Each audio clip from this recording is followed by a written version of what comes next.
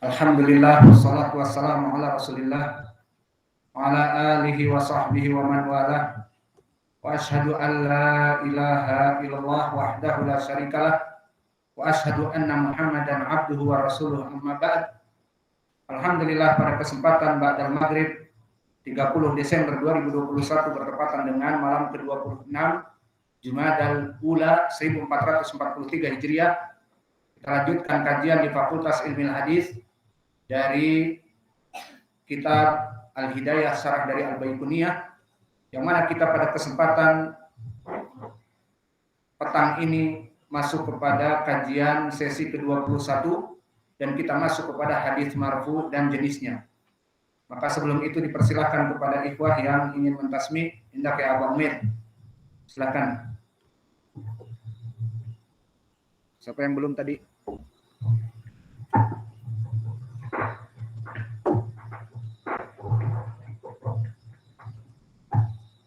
Kalau dia punya Allah, kalau mengapakan tahu kita mati, kalau kasih nafas yang riwayati, kalau dia nanti mau dan apakah malam yang dalam mereka pada setelah bisa dan al-masmi, mutariban dan doa yang kami, kalau derajat hadis ma'adat, di mana hal kedua kita saat, kalau awal kembali yang apa, pada bagian baik Tuhan taman tafi.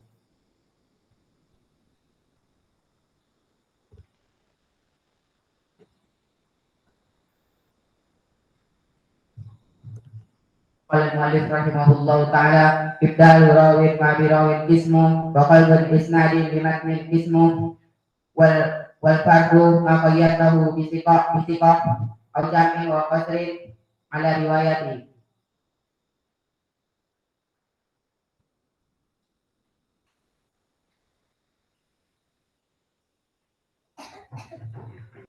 Bismillahirrahmanirrahim. Rahimahullah ta'ala yarwi atulun kabitun an mislihi wa tamadun kiribatihi wa nakalihi. Abdurrahman, Fit, Ora.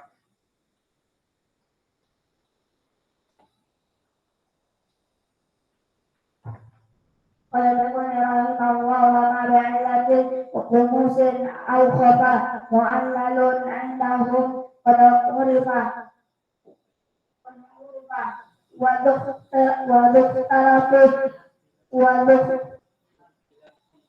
dhuktarafi isnari sanadil al-matni wa mutqa ribut ila ulafani. Ngomong apa itu? Kalau nggak hafal, nggak usah maju lah. Biar tidak ditertawakan. Bismillah. Qala al-mu'allif Al-Baiquni rahimahullah di dalam matan Al-Baiquniyah, yang mana pembahasan kita petang ini tentang hadis al-marfu. Qala al-mu'allif rahimahullah wa ma udhifa lin nabiyil marfu'u. Maknanya dari segi teks kita terjemahkan, dan apa-apa yang diidhofahkan, disandarkan kepada nabi, maka dia adalah hadis yang marfu. Wa ma udhifa lin nabiyil marfu', maknanya dan apa-apa ataupun apa-apa yang diidhofahkan kepada nabi maka dinamakan hadis yang marfu'. Maka kita masuk sekarang kepada lafaz yang kita sebutkan dari segi i'rab. Wa ma udhifa lin nabiyil marfu'. Maka wawu di sini adalah wawu al-istinaf atau wawu al-istinafiyah, yang maknanya seperti disebutkan oleh Khalil Ibnu Ahmad Al-Farahidi di dalam Al-Jumal fi Nahwi, bahwa makna wawu al-istinaf adalah wawu al-ibtida, yang mana dia itu disebutkan wawu tetapi tidak memberikan makna kecuali maknanya di awal jumlah. Contohnya masalahnya seperti Arab mengatakan kharajtu wa Zaidu jalisun. Wa Zaidun jalisun. Maka aku keluar dan Zaid dalam keadaan duduk. Di sini wa Zaidun jalisun baunya tidak bermakna apa-apa. Tidak memberikan apa-apa, tetapi memberikan makna al-ibtida. Dan makna di sini wa ma udhifa li nabi marfu al-marfu'u, apa makna di sini? Ma bermacam-macam. Ada ma nafiyah seperti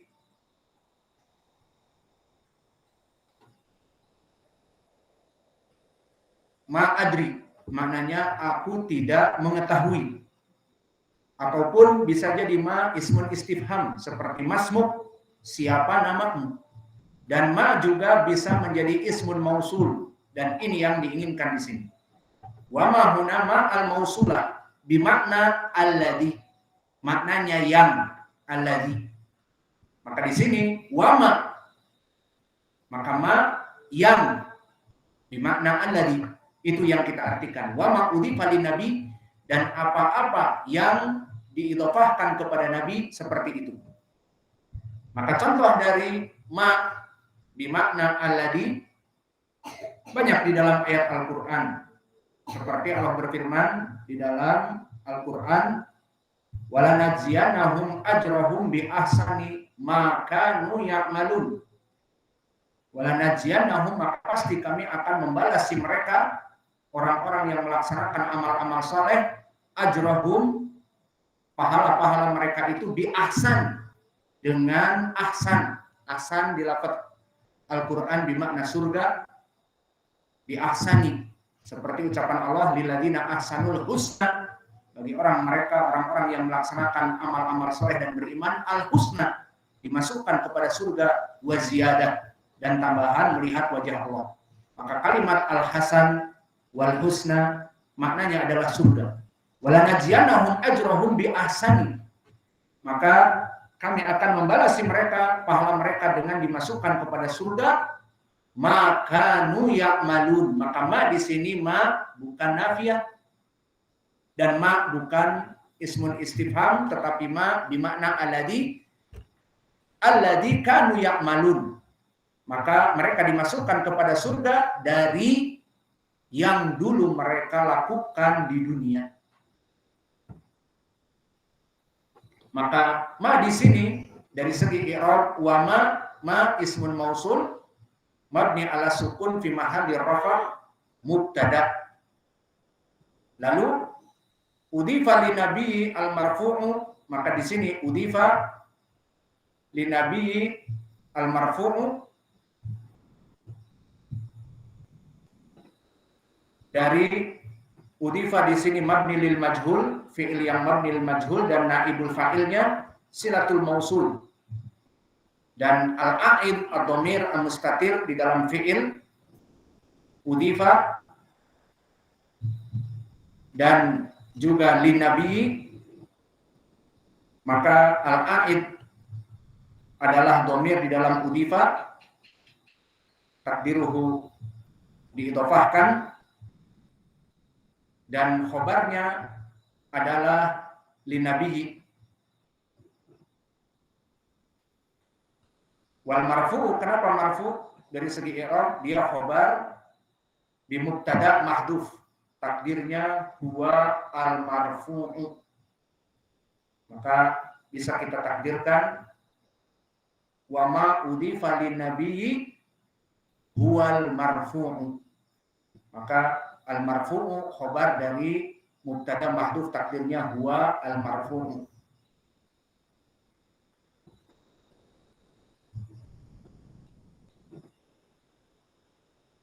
Adapun definisi dari al marfu', kalau tadi selesai dari i'rab, dari matan, maka sekarang masuk kepada apa definisi al marfu'. Maka definisi marfu disebutkan oleh penulis wa ma udhifa lin nabi, seluruh yang diidhofahkan kepada nabi.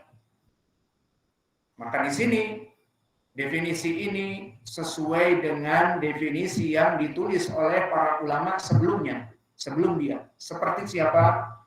Ibnu Salah di dalam muqaddimahnya, yang mana Imam Ibnu Salah termasuk orang-orang pertama yang memberikan definisi-definisi dari ilmu mustalah hadis. Maka dia mempunyai kitab Al-Muqaddimah yang mubarakah, yang tidak begitu tebal. Maka diberkahi kitab ini banyak kitab-kitab yang mensyarah kitab tersebut. Maka Ibnu Salah dijadikan rujukan dalam ilmu mustalahil hadis. Maka diantaranya Al-Baiquni di saat memberikan definisi al-marfu', maka dia mengembalikan kepada Ibnu Salah di dalam muqaddimahnya menyebutkan ma'udifa ila Rasulillah sallallahu alaihi wasallam khassah, dinamakan al-marfu'. Maka hadis marfu' harus dia itu ujung-ujungnya kembali kepada Nabi. Kemudian permasalahan di sini.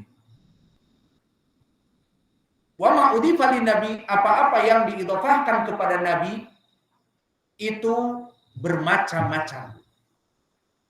Apa bermacam-macamnya? Seperti gambarannya, diidhofahkan kepada Nabi dari segi ucapan, maka dia marfu. Diidhofahkan kepada Nabi dari segi perbuatan, maka dia marfu. Dan diidhofahkan kepada Nabi dari segi takrir, maka dia marfu. Diidhofahkan kepada Nabi dari segi akhlak Nabi, maka dia marfu. Diidhofahkan kepada penciptaan badan Nabi, maka itu juga marfu. Maka oleh sebab itu, setelah kita mengetahui definisi marfu, apa-apa yang diidhofahkan kepada Nabi adalah hadis yang marfu, maka sekarang kita masuk jenis apa saja yang diidhofahkan kepada Nabi. Maka jenis-jenis idhofah yang diidhofahkan kepada Nabi banyak.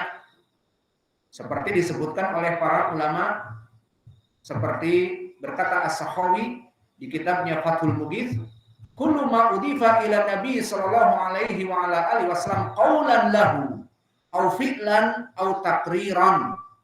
Maka yang diidhofahkan, yang diinginkan di dalam matan ini kepada Nabi, pertama ucapannya. Misalnya seorang sahabat mengatakan berkata Rasulullah, berarti diidhofahkan dari ucapannya. Yang kedua fi'lan, perbuatan. Seperti berkata sahabi, mana contohnya? Hadis malam ini apa tidak?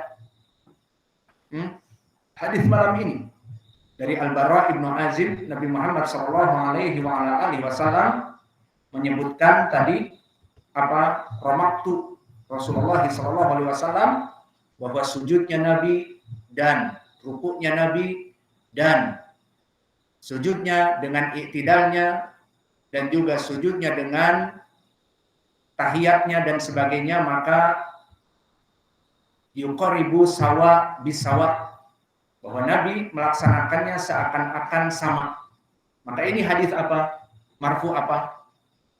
Al-fi'li, diidhofahkan kepada Nabi dari perbuatan Nabi, bukan ucapan Nabi. Dan yang ketiga takrir. Makna takrir bagaimana? Seorang sahabi menyifatkan melaksanakan sesuatu, kemudian Nabi mendapatinya dan Nabi meresponnya dengan membiarkannya atau menyetujuinya, maka ini dinamakan dengan hadis. Kemudian apakah hanya cukup 3 ini saja? Jawabnya ada tambahan. Maka tambahan ini disebutkan oleh As-Suyuti di Tadribur Rawi, dan kitab Tadribur Rawi dia adalah sarah dari matan Taqrib An-Nawawi. Dan Taqrib An-Nawawi yang dibuat oleh Imam An-Nawawi dari mana? Dari gurunya juga Ibnu Salah. Maka Imam Ibnu Salah mempunyai omset dalam permasalahan ilmu hadis, maka diambil oleh para ulama dari murid-muridnya. Maka Imam An-Nawawi murid dari Ibnu Salah. Seperti Imam An-Nawawi diberkahi kitabnya At-Taqrib yang disarah oleh para ulama setelahnya, seperti As-Suyuti menjadi Tadribur Rawi, Dan seperti itu juga Imam An-Nawawi diberkahi dari kitabnya Arba'in An-Nawawiyah. Dari mana Arba'in An-Nawawiyah? Setelah kita bahas di Muqaddimah Arba'in, siapa gurunya Imam An-Nawawi? Dari mana dia mendapatkan Arba'in An-Nawawiyah? Dari gurunya Ibnu Salah. Dari hadis-hadis yang pendek, yang maknanya sangat berbobot, maka dia mengambil dari Ibnu Salah sekitar 16 hadis. Kemudian ditambah oleh dirinya menjadi 40, kemudian disyarah oleh Ibnu Rajab menjadi Jami'ul Ulum wal Hikam dengan tambahan beberapa hadis menjadi 44, 45 dan sebagainya. Alhasil para ulama saling menguatkan dan saling menambah dari buku-buku yang ditulis oleh ulama yang sebelumnya. Maka Suyuti menambahkan di Tadribi Rawi sifat yang lain. Apa itu? Sifat al-khalqiyah atau al-khuluqiyah. Maka berkata, wa minal marfu aidha ittifaqal ahadits allati fiha dzikru sifatin nabi sallallahu alaihi wa ala alihi wasallam. Maka sepakat oleh para ulama termasuk dari hadis yang marfu, hadis yang membahas bagaimana akhlak nabi, kembali kepada akhlak.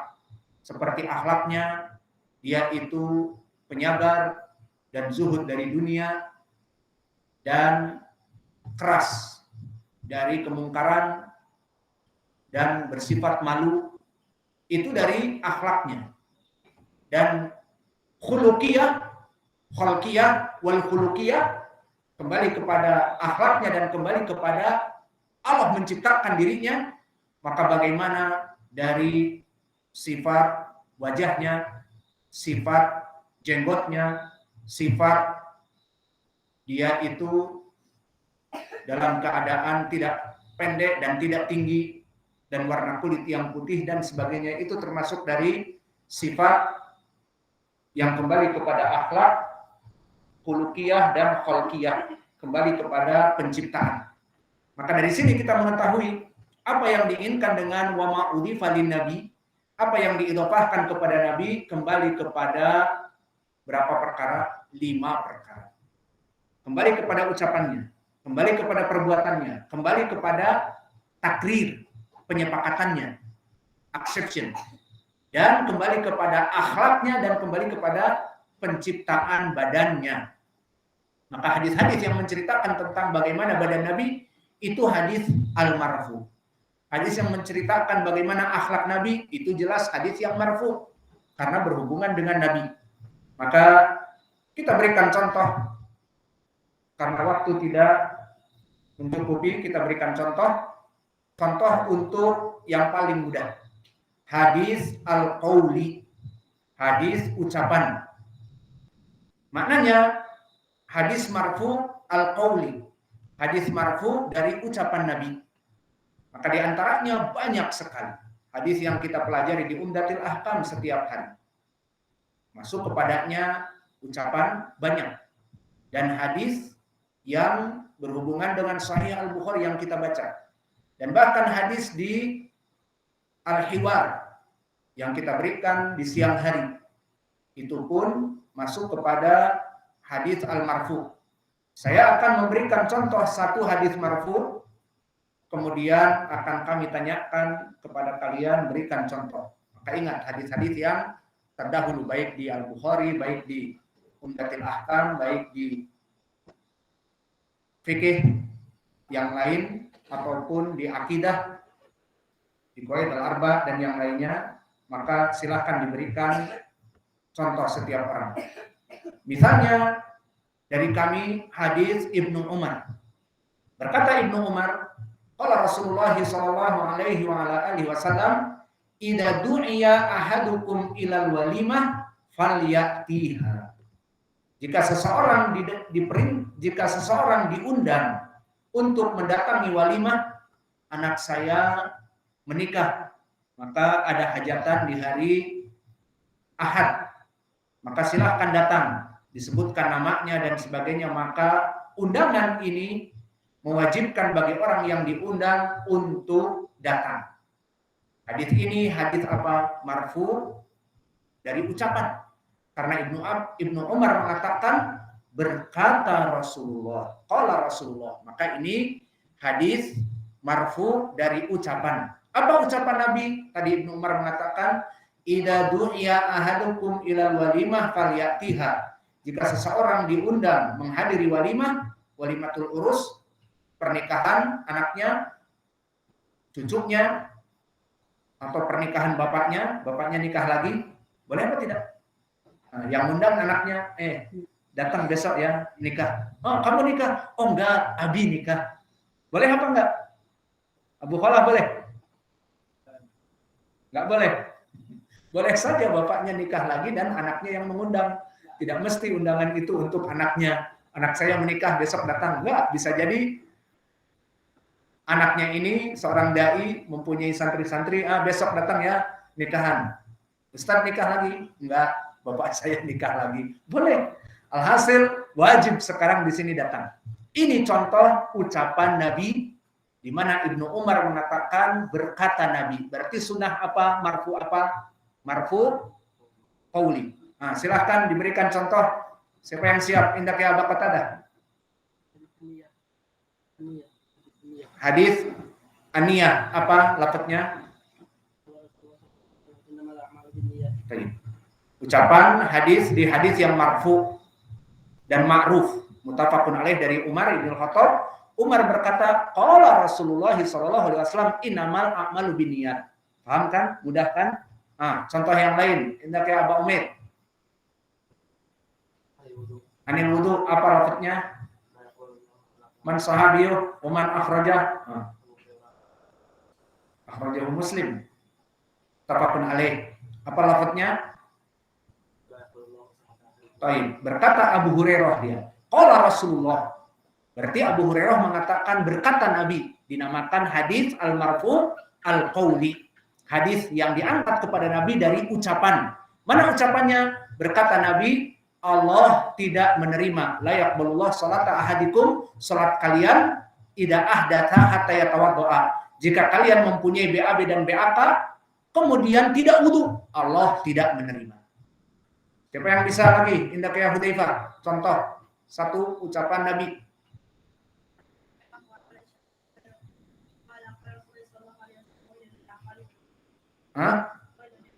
Baik. Juga hadis dari Aisyah dan hadis Abi Hurairah yang muttafaqun alaih. Berkata Abu Hurairah dan Aisyah mengucapkan dari ucapan Nabi. Berkata Rasulullah, wailun lil aqabi minan nar. Maka celakalah dosa di saat meninggalkan bekas wudu dari belakang mata kaki kita ataupun tumit ya bahasa Indonesianya. Jadi saking tergesa-gesanya meninggalkan tumit seperti lingkaran dinar, di tumit itu tidak terkena air, maka celakalah. Maknanya tidak menyempurnakan wudu. Ini ucapan. Nah, yang terakhir siapa yang mau? Muhammad. Misal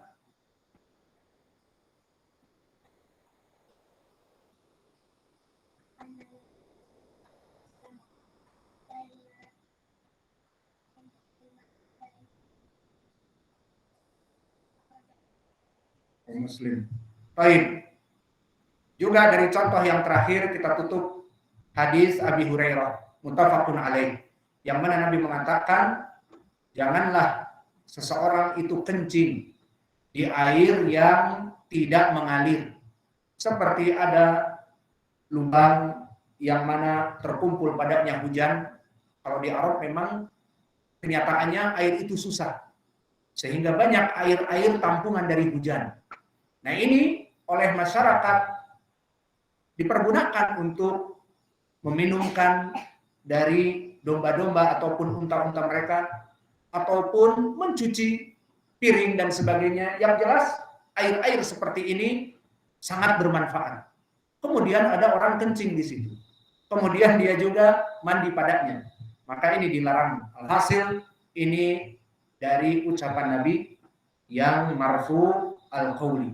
Maka ada pun contoh-contoh yang lain dari al-marfu fi'li dan al-marfu takriri dan al-marfu yang khuluqiyah dan khalqiyah insya Allah kita akan menanyakan juga, berikan satu contoh dan menanyakan kepada antum. Maka mulai sekarang antum cari contoh yang akan datang di pelajaran yang akan datang, fiqhiyah, takririyah, khuluqiyah, khalqiyah. Wa naktafi ila huna wa jazakumullahu khairan wa barakallahu fi ilmikum. Wal muadzin yu'adzin barakallahu fikum.